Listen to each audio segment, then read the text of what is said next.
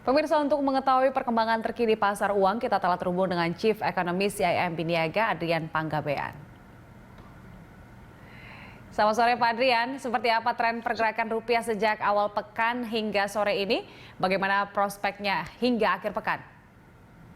Dari tadi pagi saya memperkirakan rupiah memang tidak akan bergerak banyak karena saya juga tadi pagi mengatakan antara 14.100 sampai 14.250 dan memang realisasinya juga nggak jauh dari 14.200. Jadi nggak more or less nggak bergerak dari tadi pagi.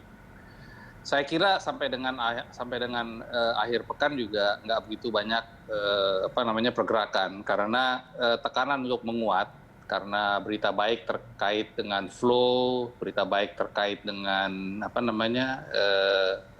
current account deficit yang sudah jauh improve, itu mungkin masih akan di offset oleh pergerakan dari global currency yang memang nggak kemana-mana. Saya menduga sih memang kalau melihat dari perilaku rupiah semenjak krisis pandemi ini memang lebih banyak dipengaruhi oleh komposisi atau konstelasi dari US dollar against G10 currencies. Jadi kita itu sebetulnya ibaratnya perahu kecil ya terombang-ambing. Faktor flow itu sangat mempengaruhi kita. Faktor fundamental ada pengaruhnya, tapi kelihatannya konstelasi currency global yang pengaruh buat kita. Oke, sentimen dari fundamental tidak terlalu berpengaruh. Kemudian ini bagaimana dengan pengaruh pemangkasan suku bunga Bank Indonesia terhadap rupiah dan obligasi? Begini, mengenai pemangkasan suku bunga oleh Bank Indonesia kemarin, sejauh ini sih kelihatannya memang flow itu masih menolong kita. Tetapi kalau dilihat dari covered interest parity, kita punya suku bunga dipotong 25 basis point. Memang sebetulnya mempengaruhi kekuatan rupiah untuk menguat lebih lanjut. Saya berikan ilustrasi begini, kan sekarang kalau kita lihat 5-year bonds kita kan kira-kira di level 5,1-5,2%.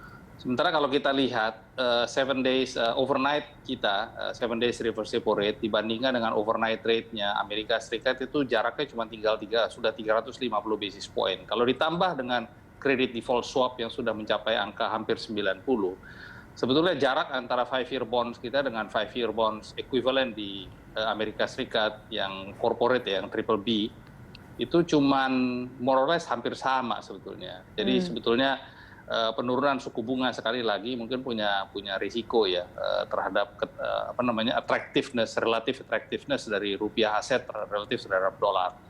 Nah, ini yang sebetulnya menyebabkan saya berpikir mungkin sebaiknya tuh suku bunga itu jangan dipotong lagi karena lebih dipotong sedikit lagi mungkin berdampak kepada rupiah. Oke, nah ini kita punya optimisme terkait dengan vaksin dan juga sinyal pemulihan ekonomi bagi rupiah dan obligasi Indonesia. Pengaruhnya terhadap transaksi di pasar uang seperti apa? Kalau di pasar uang, saya rasa mungkin lebih banyak dipengaruhi oleh tadi yang saya sampaikan, relative valuation rupiah terhadap G10 currencies dan US dollar. Kalau melihat dari dinamika di ekspor impor neraca perdagangan, memang kan kita masih surplus. Artinya memang import lebih jatuh daripada ekspor, dan ini menyebabkan dinamika korporasi manufacturing di Indonesia memang masih lemah, sehingga efeknya adalah kebutuhan untuk dolar itu transaksi ya secara real ya memang masih belum begitu banyak. Cuma memang kalau kita lihat 6 bulan ke depan memang ada sedikit cahaya yang terlihat ke depannya, bahwa memang pertumbuhan ekonomi kita kan mulai perlahan-lahan akan mulai muncul, dan itu akan mempengaruhi rupiah. Tapi on a fundamental basis saya kira rupiah masih akan bergerak di level ini 14.100 sampai 14.200-an gitu ya sampai dengan akhir tahun. Tapi masih ada stimulus yang bisa diberikan nggak untuk bisa mendorong pergerakan rupiah kita?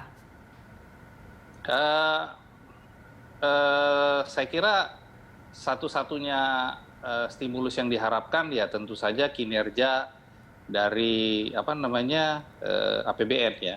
Karena kinerja APBN itu mendorong pertumbuhan ekonomi, dan pertumbuhan ekonomi itu bisa menimbulkan sentimen positif bahwa dinamika ekonomi bergerak dan itu akan menyebabkan rupiah itu bisa more or less lebih bertahan ya.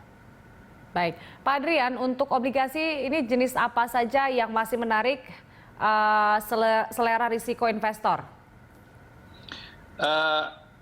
Kalau kita lihat dari yield curve yang ada, kelihatannya memang investor itu masih menyukai di tenor antara 2 tahun sampai 7 sampai 8 tahun, 2 sampai 8 tahun. Semata-mata karena memang disinilah liquidity yang paling banyak. Satu karena bank itu juga berada di segmen tenor tersebut. Dua karena burden sharing antara BI dengan Kementerian Keuangan juga ada di tenor tersebut. Walaupun kalau long fund itu dari offshore itu memang senangnya yang tenor panjang ya, tapi yang benchmark 10, 15, 20 sampai 30 tahun. Tapi kan sekarang asing kan belum begitu banyak masuk. Kalau pertanyaannya diarahkan kepada liquidity, kelihatannya memang masih di tenor 2 sampai 8 tahun. Baik, Pak Adrian, terima kasih untuk informasi dan analisisnya. Pemirsa, Chief Economist Bank CIMB Niaga Adrian Panggabean.